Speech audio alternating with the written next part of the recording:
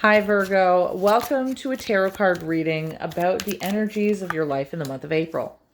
Now, the Knight of Wands, really? I usually do oh my God, you guys have really good readings. What the heck is going on with these cards? I usually do your TikTok April week by week, right?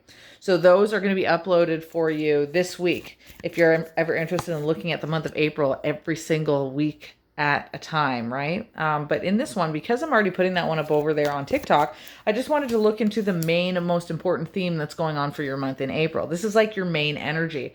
And honestly, this is really fascinating, guys. I'm just going to put the bottom of the deck right there. You guys somebody is coming into your life. I'm going to tell you that right now. Okay. And it's going to feel really good. But it looks like the kind of person that might have had some difficulties with walking away from you at some point. I like to let these cards read out on their own. Sometimes it's about money. Sometimes it's about houses or travel. But there's a really unique dynamic of return happening here.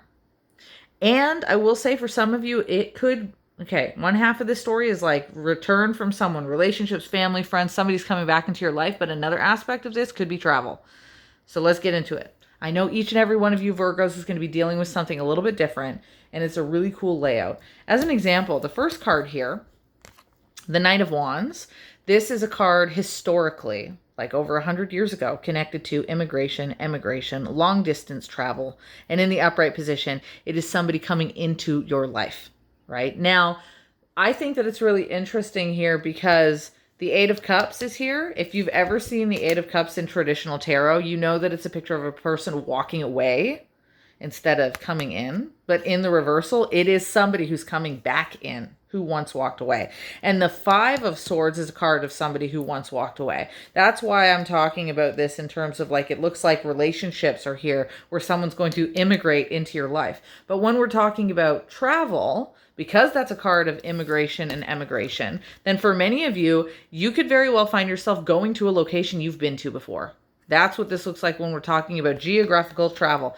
And I don't want to leave out the aspect of the physical because we have the Ten of Pentacles here. And Pentacles is like, it is traditionally a depiction on the front of that card in the Rider-Waite-Smith traditional tarot of people who have come together. Absolutely. But they're not like, it's not like a picture of two people like floating in the clouds, you know? The picture is them in the archway of the entrance of two homes that have joined together. There is a symbol on the side of the Ten of Pentacles. It is a coat of arms shield of two buildings that have become attached. It is a very physical energy. So people join up. And in fact, the Eight of Cups over 100 years ago, that card was known in the reversal position as the card of the Great Feast. And what do you usually see a great feast happening? You usually see that happening amongst your family or people that you want to celebrate with, like going, when you go to grandma's and you all have 18 people around a table and you put up your many glasses and you say cheers for all of us coming together. So whether you're coming together with someone in a relationship or whether you are going to meet up with people, it's happening. It is a unity, physical unity concept. Now, let's talk about it's a beautiful energy, especially when we look at these three cards. This card, by the way, means great joy when you come together with someone. Ten of Pentacles means great security and great stability. The problem kind of sits here with these two, the Five of Swords and the Queen of Cups, which I will actually, how about I shuffle a little bit extra here to see what's going on. Let me leave that card that was at the bottom of the deck for a second. We'll get to that in a moment if we need to. But the Five of Swords is like people who had disputes, people who had difficulties, people who separated, and people who can't stop looking back on that situation. Like if you've ever asked yourself, does this person regret what they said to me? That Five of Swords is a good energy of someone who keeps looking back on the situation and is like, oh my gosh, why the heck did we do this? Why the heck is there so much regret in this? I can't believe I handled myself that way. In the upright, it's a separation. In the reversal, it's like the devastation of that separation. And the Queen of Cups, I love her energy when she's in the upright position.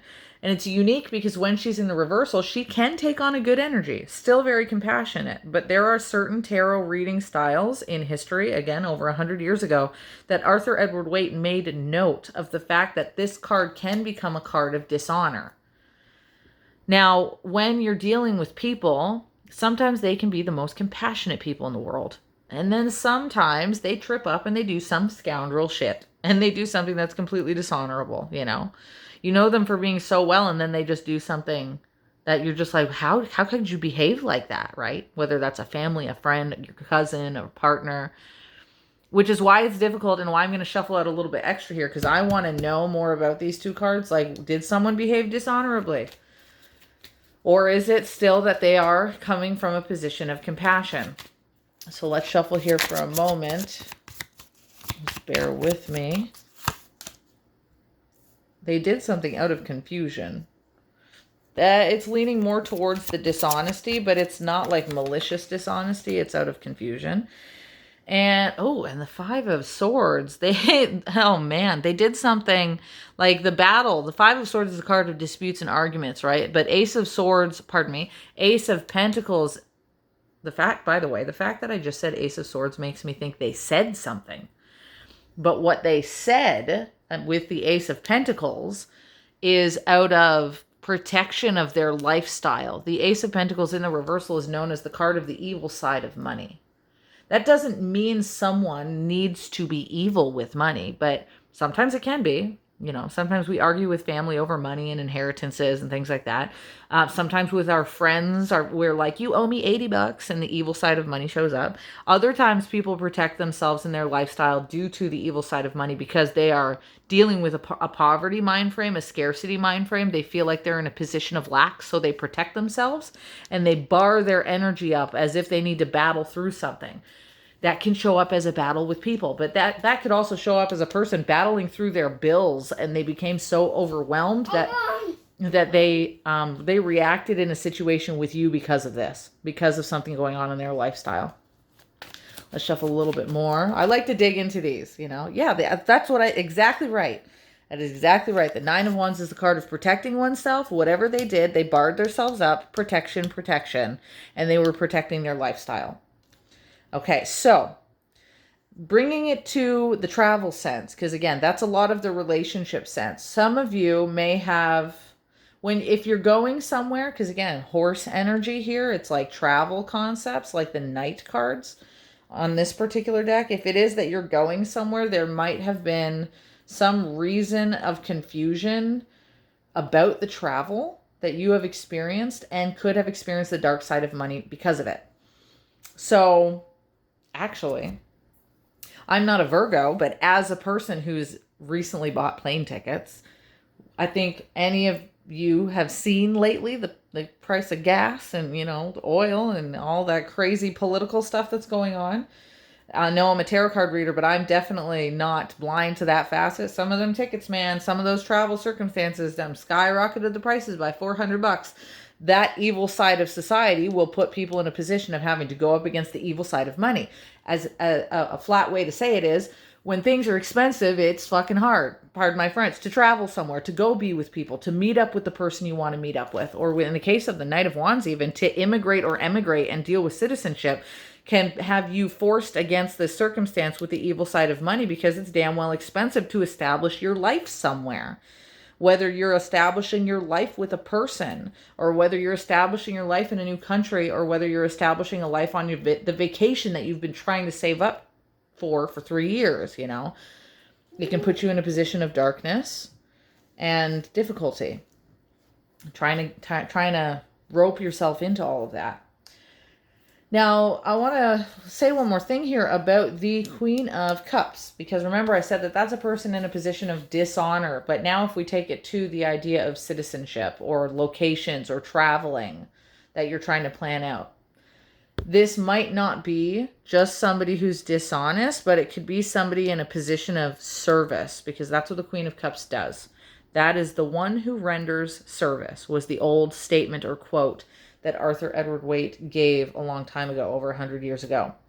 And if you think about a service worker or a representative or your travel agent or your real estate agent or your citizenship agent. Sometimes they're not the most honest. They kind of, they do the shortcuts here. They're a little dishonest there. They try to like skedaddle through the fine print a little bit. Just be careful of those kind of circumstances. Cross your T's and dot your I's with any paperwork that you're dealing with.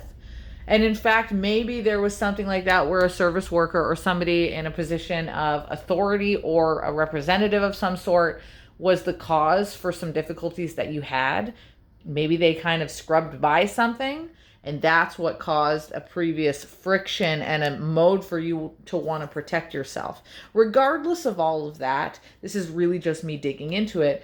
The important part is those two cards right there. Right there. Because it's great joy. You're getting to where you're going to. You're going to meet with the right people. That is a beautiful energy of long-term success, by the way. That's to say that the great joy doesn't just happen for one day. The energy of this great joy will actually pull on for quite some time and give yourself foundational security to do things like that properly in the future. So if you've been wondering coming into this reading, are you going to move to that place? Those cards are a yes. Are you going to travel? Those cards are a great, joyous yes. Are you going to get that new job that requires you to move across the city? That is a great, successful energy for you, Virgos. So I'm very happy with that. I will leave you off with that. If you are interested in joining me for another April reading, you can check out my TikTok later on this week. Or maybe even today I'm doing it. I think I might be doing it today or tomorrow, uploading the April Virgo week by week, like April's first week, April's second week, detailing it like that. You can find that over on my TikTok, which is at the link in my bio. Or if you're ever interested in the style of tarot that I read here, if you love the historical aspects of the card, feel free to get a hold of me at the link in my bio as well, and we can always set up a private reading. They start off as $20 for 2 questions. So I will leave you off. Thank you very much here, and ciao for now.